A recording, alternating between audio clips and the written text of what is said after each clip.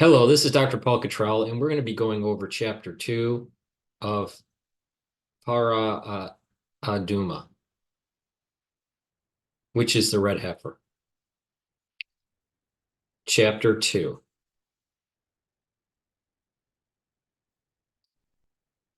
Extra stringencies were employed with regard to the purity observed in preparation for offering the red heifer, and great extremes were taken to keep a distance from the ritual impurity associated with the human corpse in all the activities associating with its offering. The rationale is that since it is acceptable for a person who immersed that day to bring it, our sages were concerned that people would treat this offering with disdain. For this reason, when the priest who burns it is isolated, he is isolated to a prepared chamber in the temple courtyard. It was called the House of Stone because all the utensils in it were stone utensils that do not contact impurity. We would use the stone, or he would use the stone utensils throughout the 7 days that he is isolated. His priestly brethren would not touch him in order to increase his purity. For 7 days before the burning of the red heifer, the priest who would burn it is isolated from his home, just like the high priest is isolated from the sake of the service of Yom Kippur. This was received as part of the oral tradition from Moses. Similarly, he is isolated from his wife, lest it be discovered that she was a nida and he be impure for 7 days. The chamber in which this priest would abide for all these 7 days was in the northeast portion of the temple courtyard. It was positioned there to remind the priest that the red heifer is like a sin offering that is slaughtered in the northern portion of the temple courtyard, even though the red heifer is slaughtered outside the temple.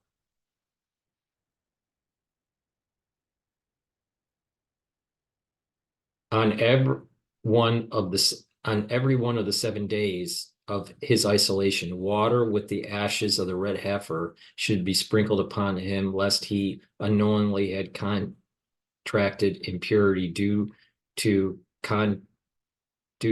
contact with a corpse, with the exception of the 4th day of his isolation. This day does not require sprinkling. The rationale is that it is impossible for it to be the 3rd day of his impurity or the 7th day of his impurity, for the sprinkling of ashes on the 7th day is not considered as the sprinkling of the 7th day unless the ashes were sprinkled on the 3rd day before it. According to law, there is no need to sprinkle the ashes upon him on any days other than the 3rd and the 7th day of isolation. The sprinkling day after day is an extra stringency enacted with regard to the red heifer. Now, it's important to mention here that they're talking about when the red heifer ashes were already established. Since there's no ashes left, then the red heifer sacrifice and the burning, there's an added complication, which would be very similar to the very first time that Moses actually did the red heifer burning. So keep that in mind, that there's nothing to sprinkle the Cohens. Now, because of that, that means that for this red heifer, in our day, the person that's actually going to be slaughtering it has to be 100% pure in terms of contacting, in contact with any dead corpses. Now, I'm not sure if that includes just humans or other species. I think it's other species too. He would be isolated on Wednesday so that the fourth day of his isolation would fall on the Sabbath. For the sprinkling of the ashes of the red heifer does not supersede the Sabbath prohibitions. And the fourth day does not require the sprinkling of the ashes.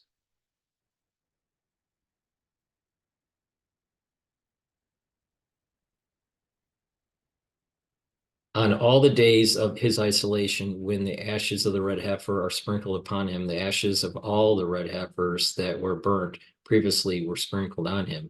If, however, there were only ashes from the one red heifer, those ashes are used for all 6 days.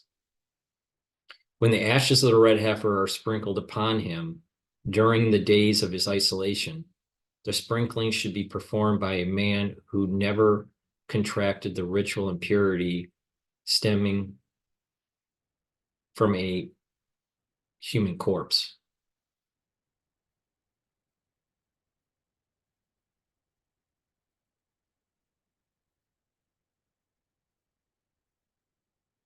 So even the sprinkling had to be done by a person that was never in contact.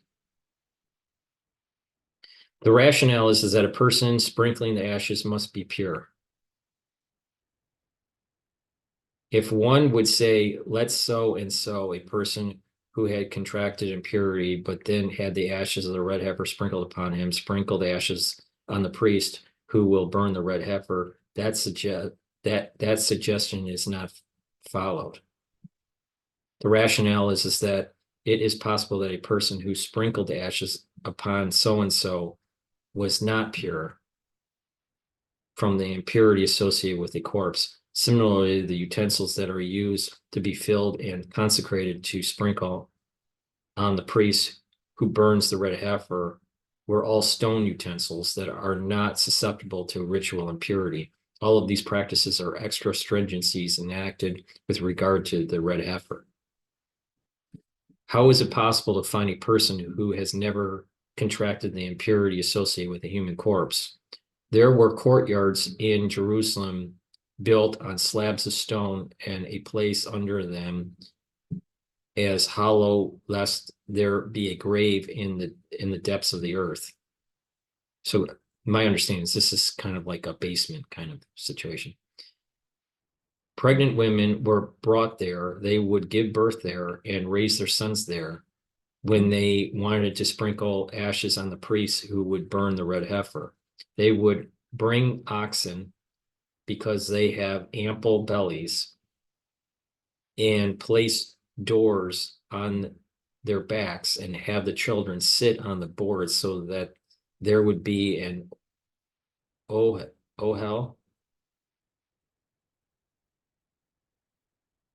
intervening, ohel, ohel intervening between them and the earth, lest they contract impurity from a grave in the depths of the earth. They would have cups of stone in their hands and would go to the Shiloach spring. When they reached the Shiloach, the children would descend and fill the cups. We do not suspect that they will contract impurity from a grave in the depths of the earth at the spring, because it is not ordinary practice to bury the dead in streams. They would ascend and sit on the doors and proceed upward until they reach the Temple Mount. When they reach the Temple Mount, they would descend and proceed on their feet, because the entire area of the temple and its courtyards were built over a hollow cavity, lest there be a grave in the depths of the earth. They would proceed to the entrance to the temple courtyard. At the entrance to the temple courtyard, there was a pitcher of ashes. They would take the ashes and place them on the water in the cups and sprinkle them on the priest who burns the heifer. The children who would fill the water, consecrate it with the ashes, and sprinkle it on the priest who burns the heifer must immerse in a mikvah, even though they are pure. With regard to the impurity associated with a human corpse, it is possible that they contracted other forms of impurity. When a child immersed himself in a mikvah in order to fill pitchers with water and sprinkle it, another child should not fill those containers with water, even though he immersed himself. When a child immersed himself to sprinkle the water of the ashes on one priest, he would not sprinkle the water on another priest until he immerses again for the sake of purifying that priest. Similarly, when utensils or people are purified for the sake of offering one red heifer, they would not become involved in the offering of another red heifer until they immerse themselves for its sake. All of these are extra stringencies required for the offering of the red heifer. That's chapter 2 of Parah Adumah.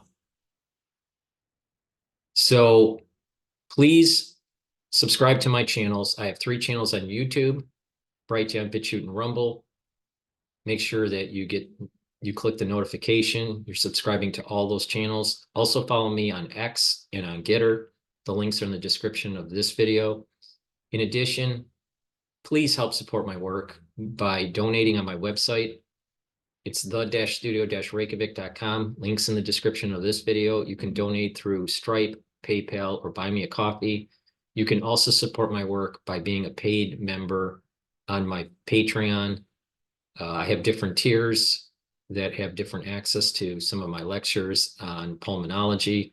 So please subscribe there. It will help to support my work. Thank you for listening and have a nice day.